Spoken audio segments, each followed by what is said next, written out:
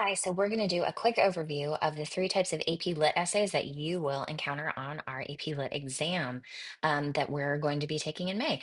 So I know that you are familiar with these already. This is just a way to remind you of some of the major kind of points that we want to make, the way to address these prompts. And we're also going to look at some sample prompts. Some of them will be ones that we have looked at together already, but this is, again, just a way for us to kind of review each of the three types of prompts and what you're supposed to be doing with those prompts. Thank you.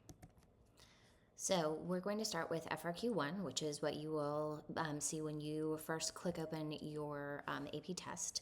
All three prompts will be in there. FRQ1 is the poetry prompt. And so, of course, as always, you'll have your prompt, and then you will also have the poem that immediately follows it. And so, what we want to think about for the poetry essay, you want to make sure that you read the prompt and that you clearly identify the focus that's being provided to you in that prompt. What aspect of the poem are you being asked to address? Because it will tell you something specific to focus on in the prompt. When you are reading that poem, you want to make sure that you are doing some active reading, that you're identifying the poetic situation, that you are thinking about the major devices, that you're looking at structure. One way to think about this, if you remember back to our poetry stuff, is to think about the acronym TPCAST. So remember, you are thinking about the title, if the title exists, and you are considering that. You are thinking about paraphrasing it, which is thinking about what it actually says.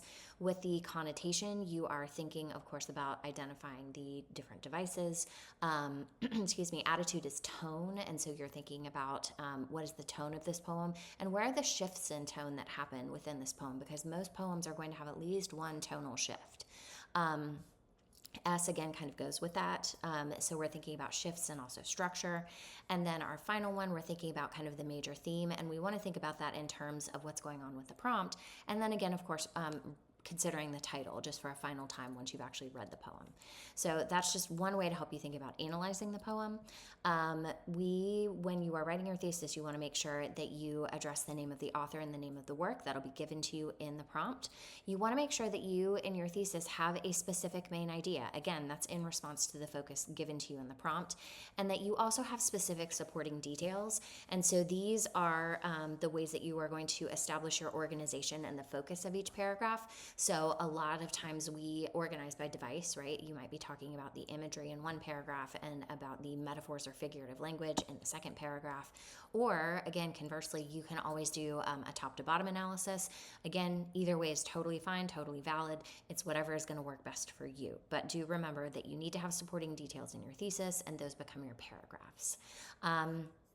A quick reminder about body paragraphs. Remember that you always start your body paragraphs with an assertion. You want to make sure that you have evidence coming from the poem and that you have commentary.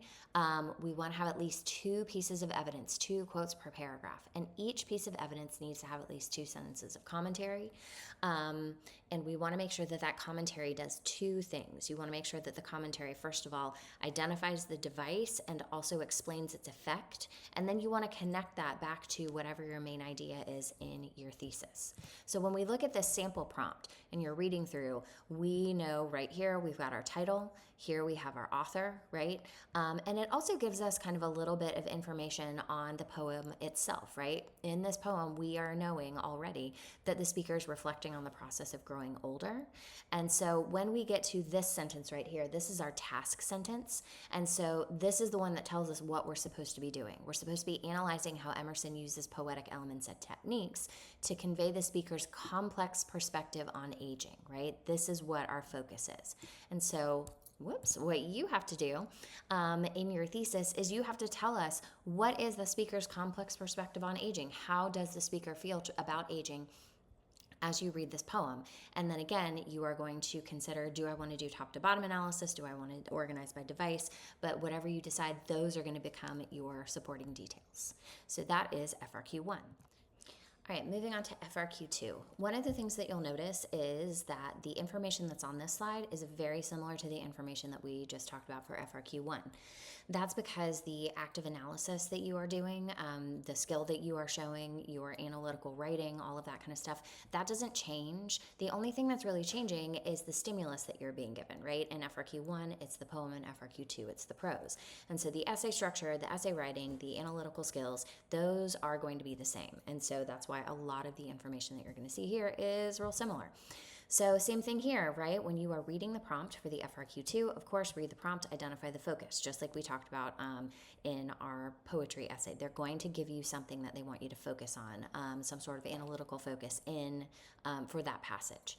So just like we talked about with TPCast for the poetry, you're going to make sure that you're doing an active reading of the passage and you're thinking about the narrative situation and you're thinking about major devices.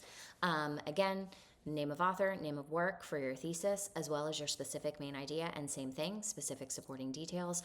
Are you going to be organizing by device? Are you going to be doing top to bottom? Either way is up to you, but you want to make sure that you establish some sort of organization.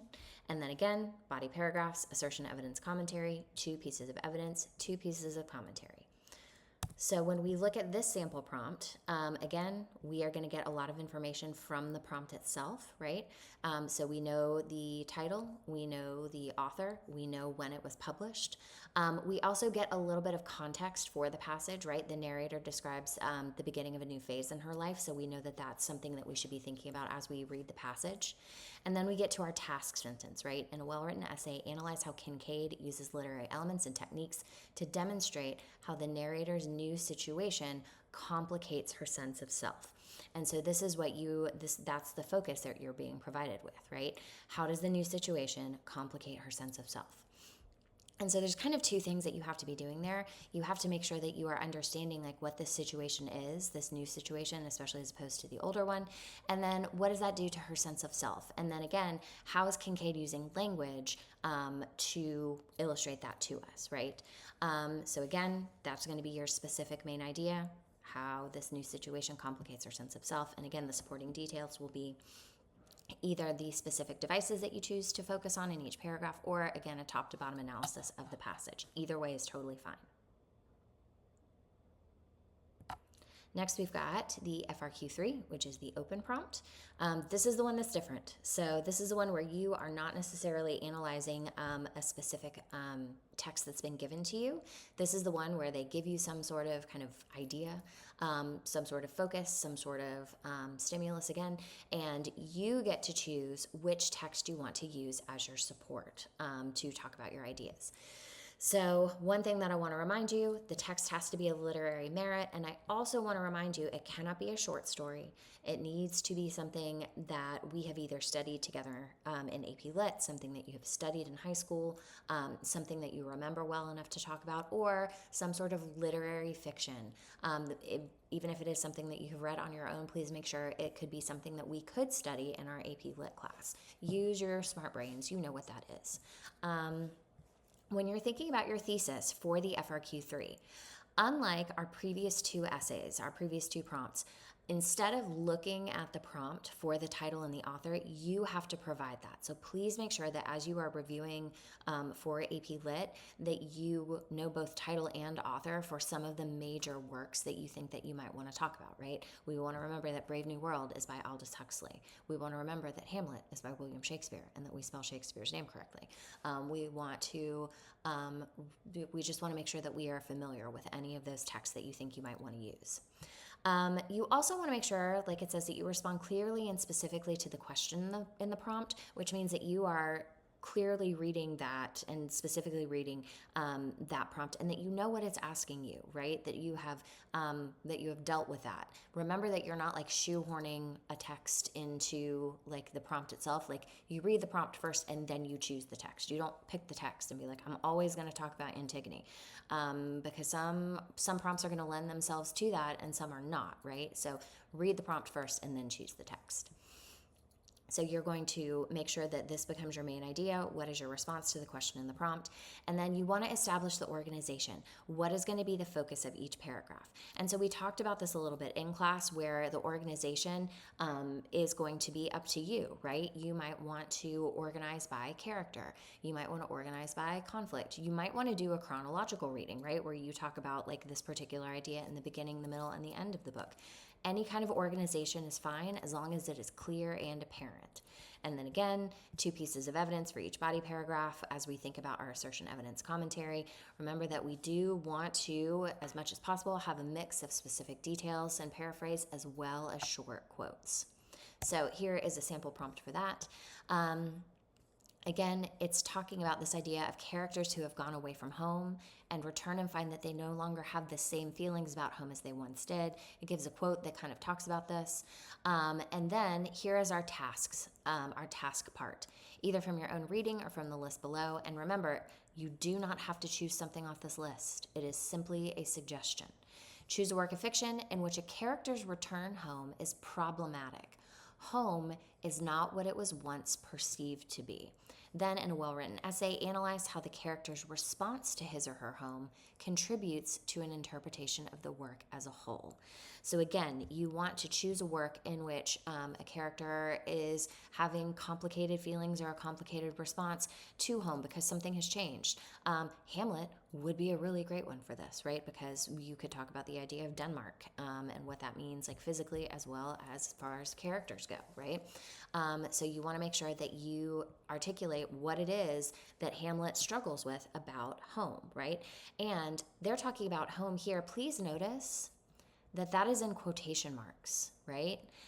And so with that, that means that that is open to a wide range of interpretations. We might be thinking about a physical home, but you could also make an argument for like an emotional home, right? Like a different character could be home for another character, right? You might talk about the idea of In Their Eyes We're Watching God, you know, Janie returning to Eatonville, and you could talk about how Phoebe is home for her, right? Or you could talk about how, you know, Tea Cake became her home, and then what does she do when she no longer has it? But there are lots of different ways to address this idea of home that are not 100% always going to be a physical location. And that's good because that is what AP wants to see you do, is to apply these kind of sophisticated ideas in a sophisticated way to a sophisticated reading of a text, right? So that idea of complexity, that idea of nuance, that's what we're looking at there. The big thing you want to do is make sure that you talk about that response to home and then what that does for the rest of the work, right? What does this let you know? What kind of thematic ideas are being brought forward by your discussion of this character's ideas about home and their response to home in this text? Okay, so that is our quick review. Hopefully, that kind of reminds you of some of the skills and some of the ways that you can approach these different prompts in preparation for our upcoming exam. If this is something that you want to go back to, I know that we're looking at it, you know, for a class period, but if this is something that you can come back to, just as a quick review before the actual AP exam. But again, the big things to remember when we're thinking about this is complexity and sophistication, right? We want to make sure that we are talking about things in a way that shows your deep understanding of either the poem, the prose passage, or the text that you're choosing to discuss. And again, remember, the structure of the essays don't change. What's the only thing that's changing is the way that you are responding to them, right? The stimulus that you're being provided with when you're thinking about those. So we are well prepared. You know what you're supposed to do. This is just a way for me to kind of remind you of this information one more time. So thank you very much.